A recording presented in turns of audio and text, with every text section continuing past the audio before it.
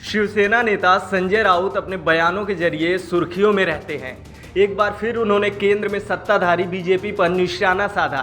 संजय राउत ने कहा कि देश में महंगाई से जनता बेहाल है।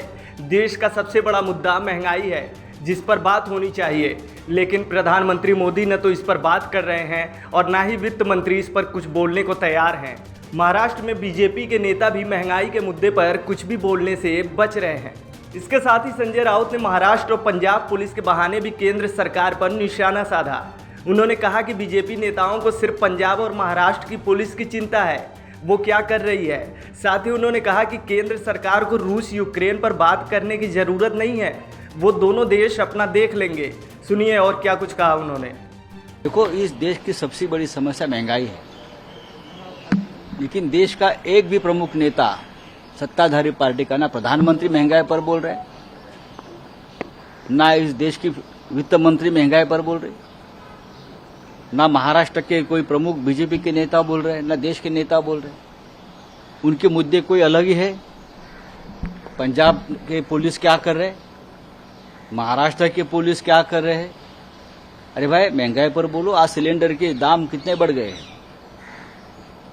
बेरोजगारी कितनी बढ़ गई है, उसका पर बात करिए। यूक्रेन और रशिया का जो झगड़ा चल रहा है ना, वो दोनों देश देख लेंगे, उसका पर आपको बात करने की जरूरत नहीं है।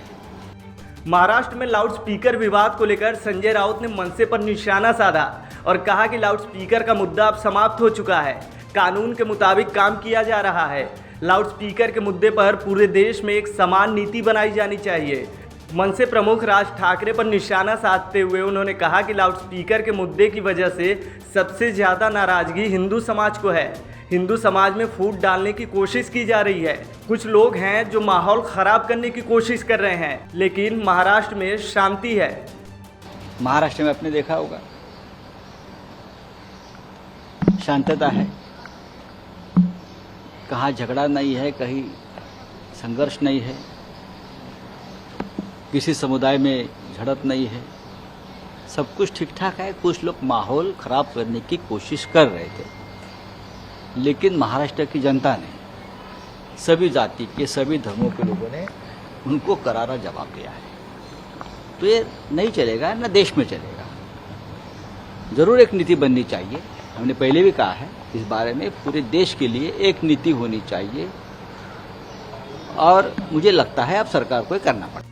अब महंगाई को लेकर शिवसेना ने एक बार फिर केंद्र सरकार को घेरने की कोशिश की है।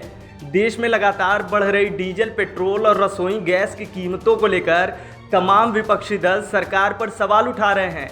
हालांकि सरकार की तरफ से महंगाई को कम करने के तमाम दावे किए जा रहे हैं, लेकिन ये दावे ज़मीनी हकीकत पर अभी तक सिर्फ खोखले ही साबित हुए हैं। इस खबर में फिलहाल इतना ही। अपडेट्स के लिए बने रहिए वन इंडिया हिंदी के साथ।